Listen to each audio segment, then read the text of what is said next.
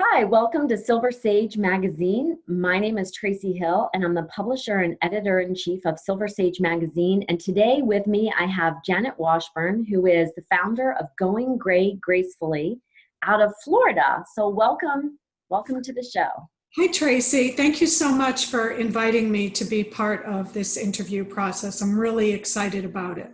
Absolutely. Thanks for joining us. I reached out to you, Janet, because you founded a Facebook page called Going Gray Gracefully. I found it really fascinating. As you know, Silver Sage Magazine is for men and women 40 plus, and I think a big issue that people face, especially women of our age, about whether or not to go gray. And if they're going to go gray, how are they going to go gray? And so I found your site, and it's something that I've been struggling with for a long time myself. I keep thinking about doing it. So I wanted to ask you, what made you start Going Gray Gracefully? Well, first of all, Tracy, we're going to convert you. Okay. Everybody converts at their own pace. But to answer your question, I started the group about 5 years ago. And the reason I started it is, and I had been thinking about going gray for over a year before I made the decision to do so. And I think that is the most important part for any woman. And for every woman is going to be different. Some women, they see all of the hoopla going on about, you see teenagers dyeing their hair gray, and you see. I never can understand. Well, it's good. It's helped us. Okay.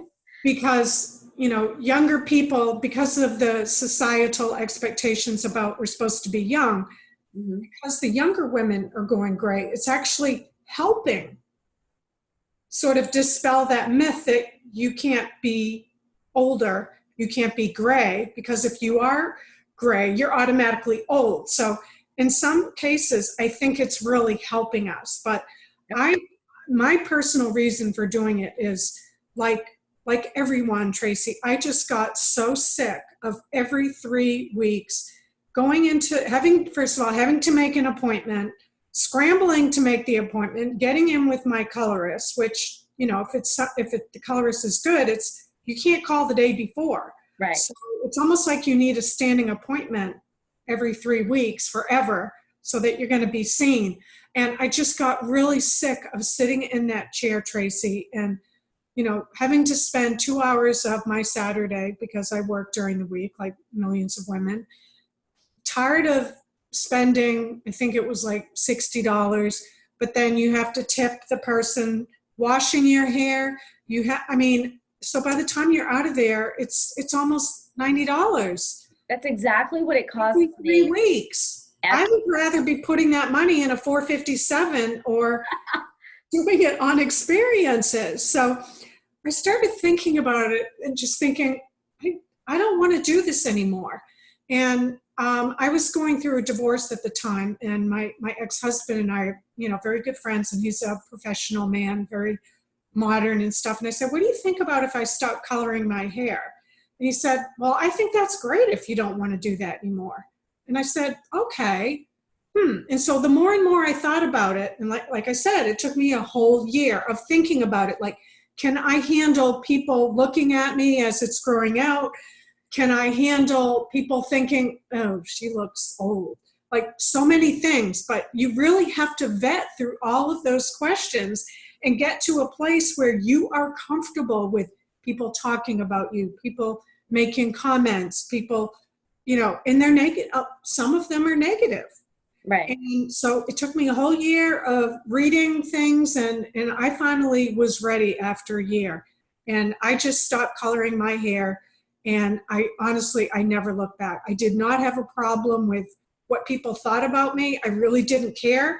I actually wore we call it a skunk line when it grows out.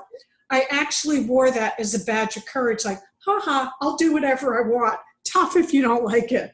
I was at that place. So that's kind of how it started. And I only knew about one other woman. She was over in Daytona Beach, and she wasn't even a friend of mine.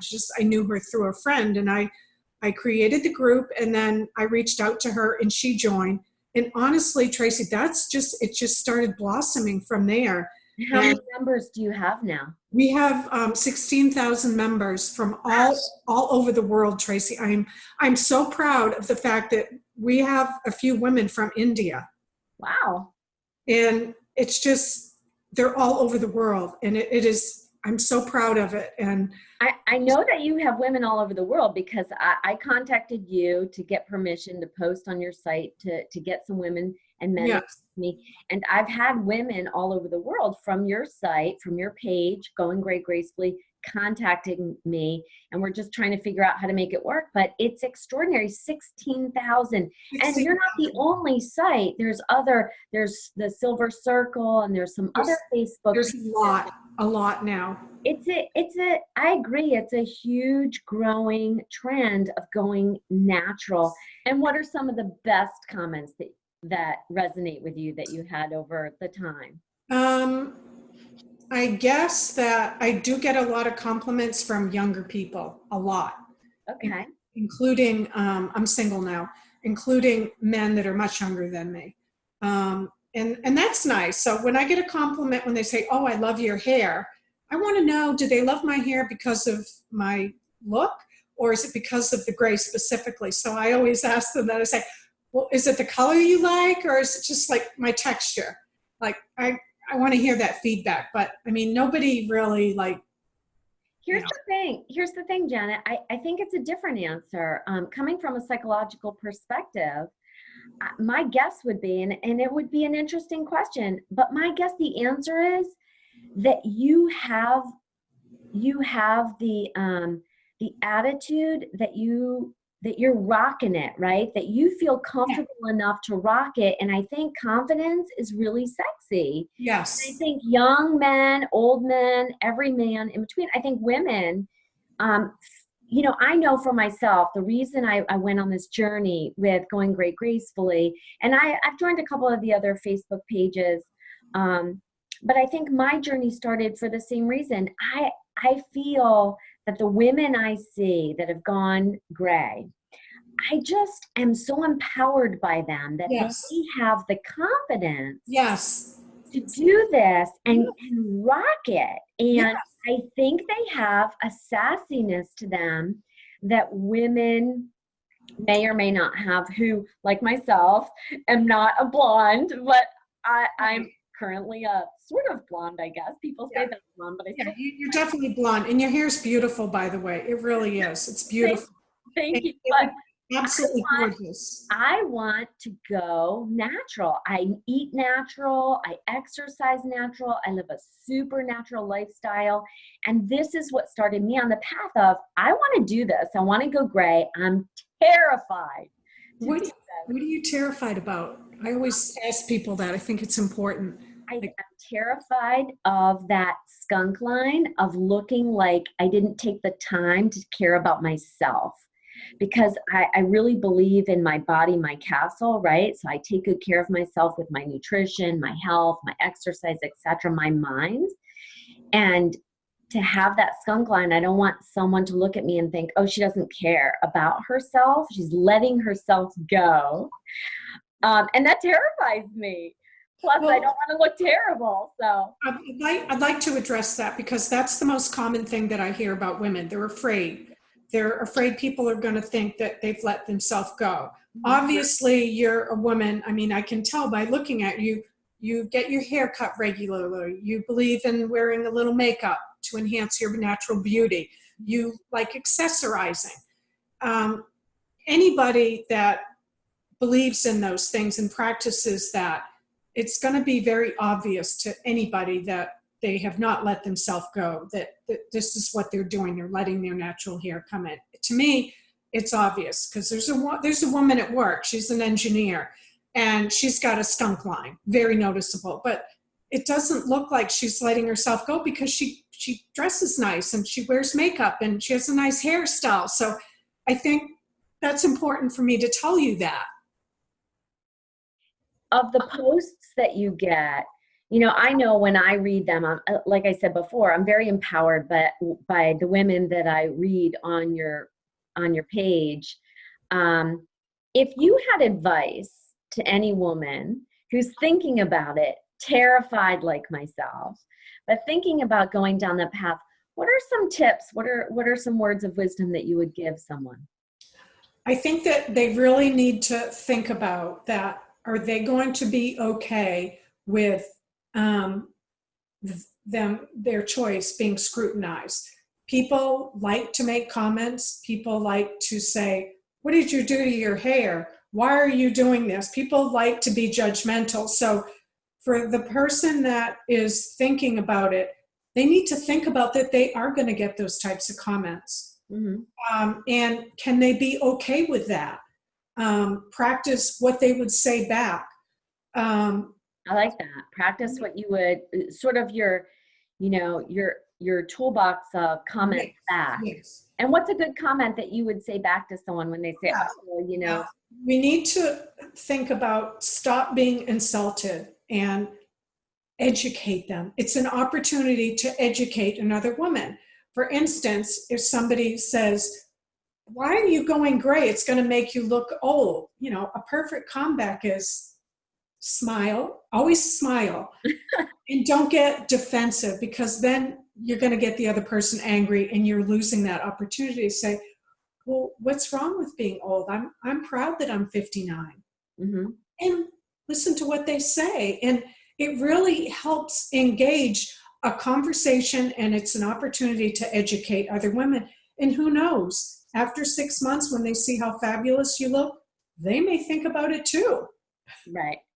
Well, and I think with our aging population being the largest group on the planet within the next 5 years, actually, Baby boomers, right?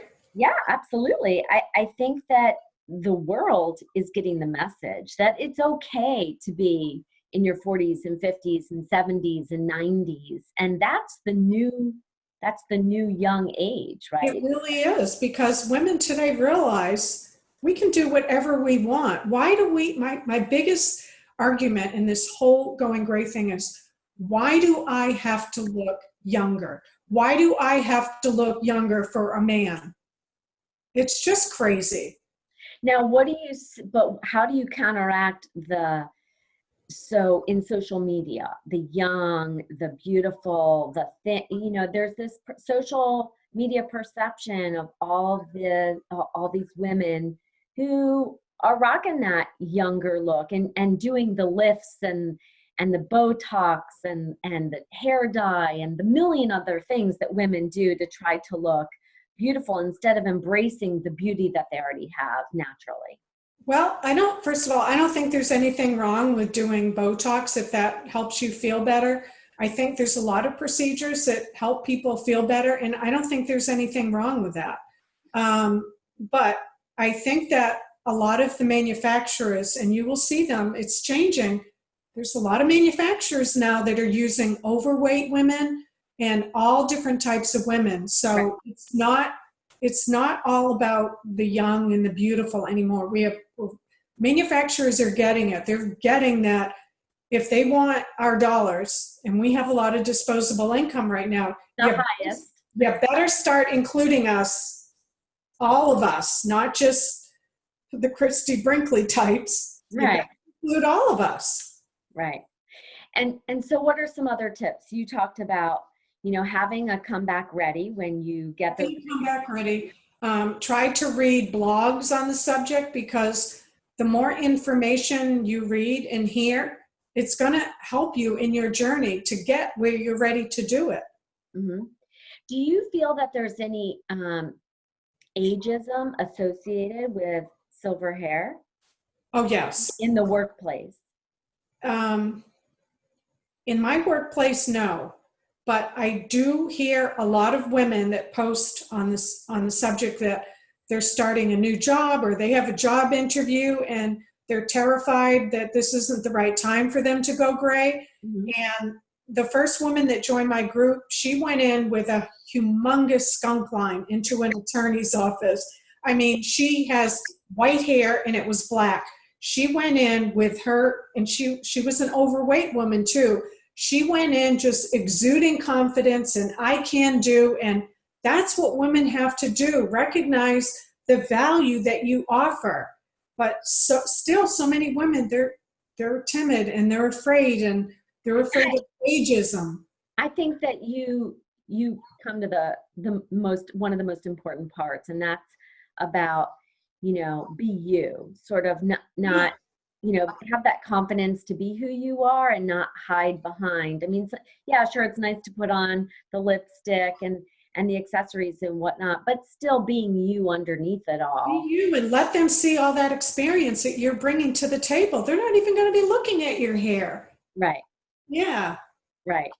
Yeah. So where does Going Gray Gracefully move forward from here? Continue doing what you're doing or expanding? What are the plans? I don't know. I actually haven't given it a lot of thought. I'm very excited that we have a lot of international women now, and I'm also really excited, and I love to see that we've got some women in the group that are in their 20s and 30s, because those ladies are the ones that are teaching their daughters all about this, and that's really how it's going to move forward. Absolutely. I know that my sister started going gray. I think she was in college when she started going gray, and she's like me. I still color every 6 weeks. My sister still colors every 6 weeks. And she says to me all the time, if you do it first, and she's older than me, she says, you do it first and then I'll see how that goes. That's great. I'm curious, a good indicator of what your hair would look like is looking at your mom and like your grandma, like, when did they go gray, and did they come in Snow White, or, Interesting. Yeah, my grandmother dyed her hair till her dying day. She was not died at the age of 94, and she had the same color hair. I think she was probably a little bit more platinum. But she was dying till she died. My mom is all silver, just 100% silver. Okay. Chances are that's how you would come in. Everybody's different. That would be fabulous. I'd be thrilled with that, because there's those colors that are less I don't know, they look better on some people than on other people, but I think your hair color comes in. That's what's best for your skin tone. Exactly. That's how it works. It really is true. And if you look at pictures of how, like when I look at pictures of how I am now versus pictures of when I was blonde and I had my hair color was very similar to yours, it just, nature and science gives us what looks best with our complexion. Absolutely. And so I think that says a lot too. Right. Well, Janet, thank you so much for joining us today. Over the next couple of weeks, I'm going to be interviewing several other people from Going Gray Gracefully, and I look forward to that. And I thank you for that opportunity. I thank you so much for being with me today and having this conversation. And perhaps we'll have another conversation in the future after I embrace and decide I'm very, very excited, looking forward to seeing that happen, Tracy. And I want to thank you for reaching out.